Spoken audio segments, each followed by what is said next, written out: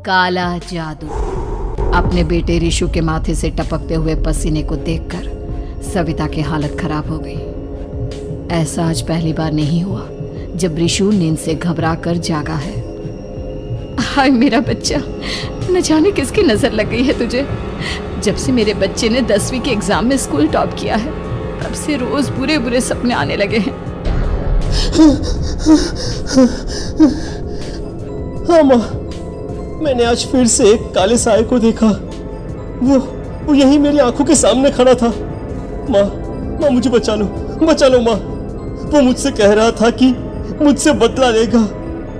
माँ कहीं ये प्रशांत। चुप कर, कैसी बात कर रहा है? दोबारा उसका नाम मत लेना। तुझे पता है ना, उस प्रशांत ने आत्महत्या कर ली, तो बार बार उसका नाम मत लिया कर। मम्मी, क्या सच में प्रशांत ने आत्महत्या की थी? चुप कर, बहुत सवाल पूछता है आजकल। और फिर रात के वक्त सविता के पूरे घर में एक अजीब सा काला धुआं छाने लगा। गहरी नींद में सोई सविता की जैसे ही आंख खुली उसका दम घुटने लगा। वो दौड़कर रिशु के रूम की तरफ गई जहां उसके दरवाजे पर घूमती एक काली परछाई देख वो बुरी तरह से घबरा गई। कौन है वहां? कौन है? सामने आओ। ये मैं हूं, तुम्हारी काली करतूत।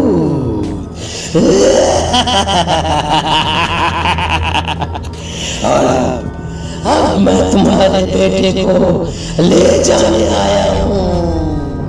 नहीं, मेरे बच्चे को छोड़ दो प्लीज। मेरे रिशु को कुछ मत करना। वो परछाई रिशु के कमरे में घुस जाती है।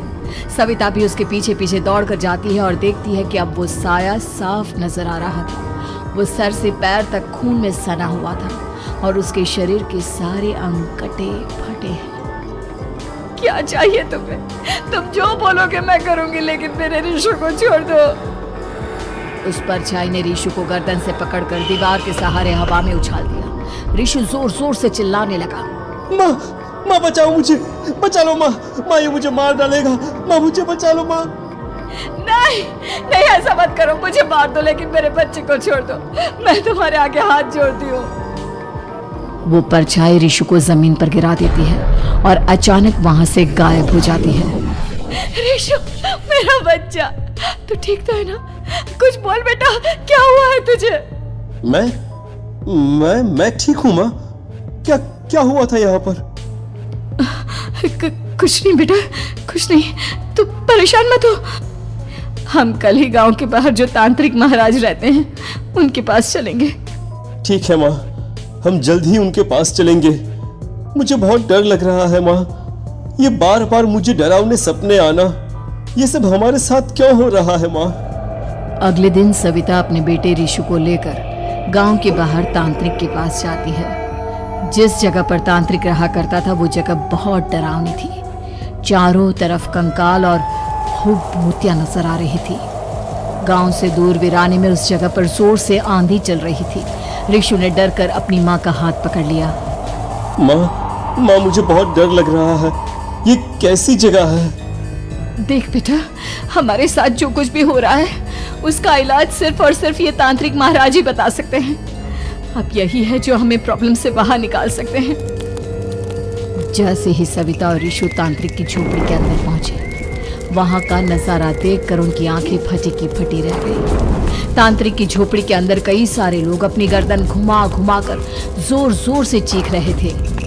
कौन हो तुम और यहाँ क्यों आई हो? महाराज, मेरे बेटे को कुछ दिनों से एक डरावनी काली परछाई नजर आती है और कल रात उसने मेरे बेटे पर हमला भी कर दिया।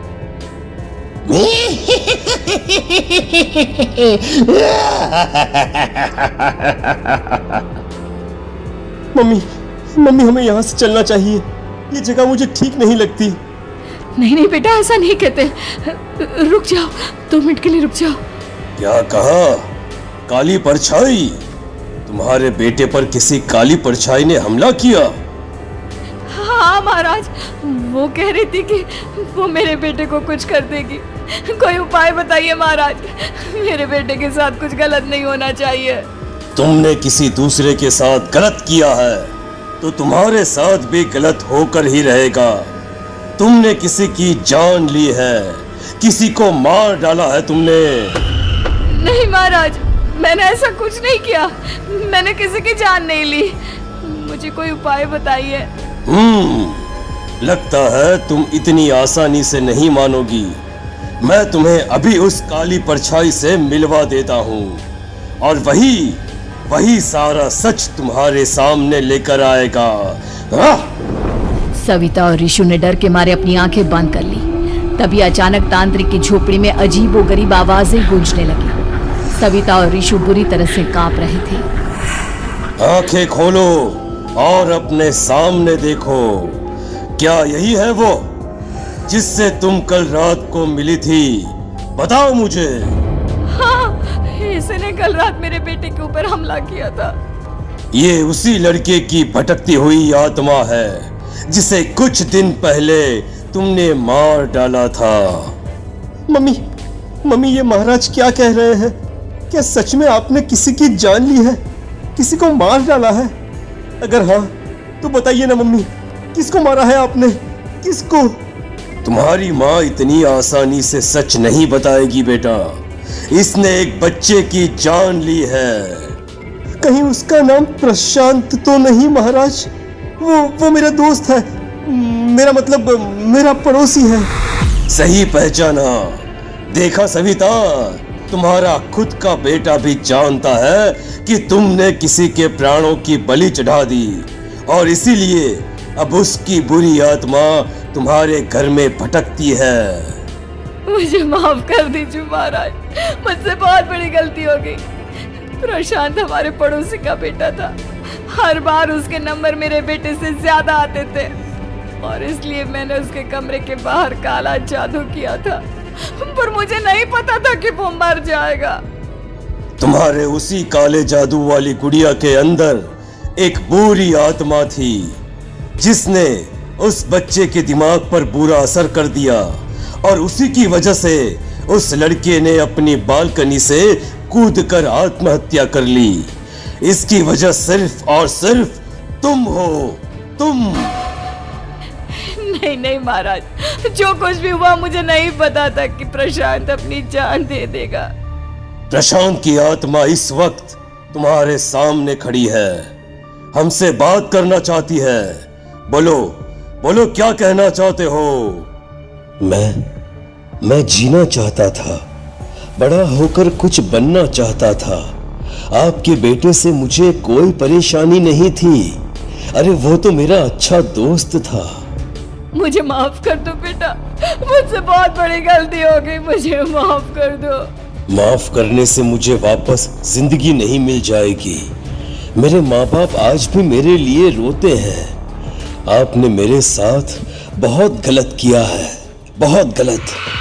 और तभी अचानक प्रशांत की आत्मा वहां से गायब हो जाती है। सविता जोर जोर से रोने लगती है। सुन लिया तुमने? ये तुम्हारे अपने ही किए हुए पाप हैं जो इस तरह से तुम्हारे सामने आ रहे हैं। माँ, ये आपने अच्छा नहीं किया। सिर्फ 10th बोर्ड के एग्जाम में मैं टॉप कर पाऊं, इसलिए आपने मेरे दोस्त के ऊपर काला जादू कर दिया। नहीं मम्मी, नहीं, अब हम कभी खुश नहीं रह पाएंगे, कभी नहीं।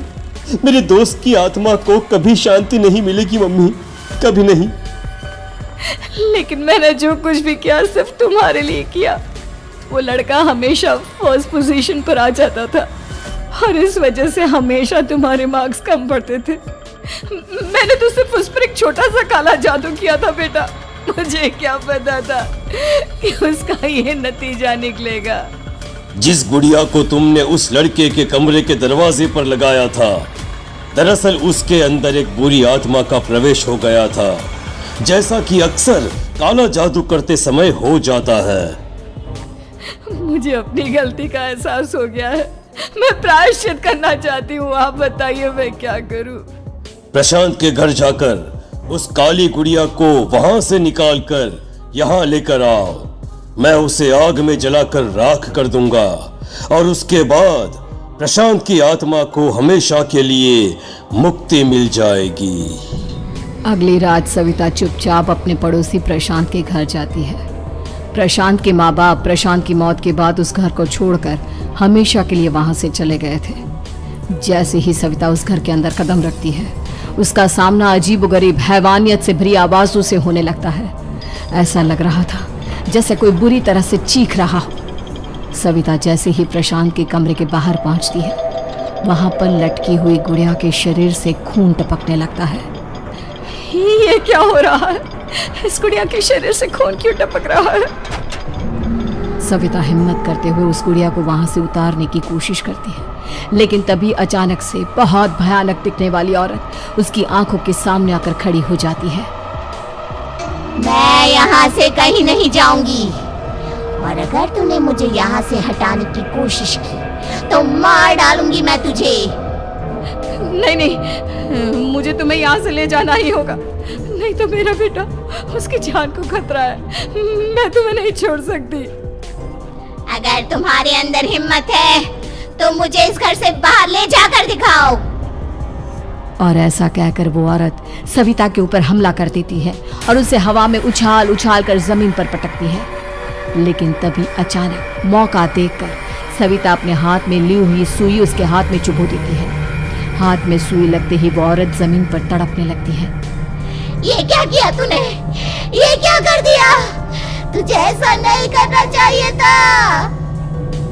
तांत्रिक ने मुझे कहा था कि तुझसे जीतने का सिर्फ यही एक तरीका है जिससे मैं अपने पापों का प्रायश्चित कर सकती हूँ और अपने बेटे की जान बचा सकती हूँ। और उसके बाद वो डरावनी दिखने वाली औरत एक छोटी सी जादुई गुड़िया में तब्दील हो गई और सविता ने उसे ले जाकर तांत्रिक को दे दिया। तांत्रिक ने जादुई गुड़िया को आग के हवाले कर दिया।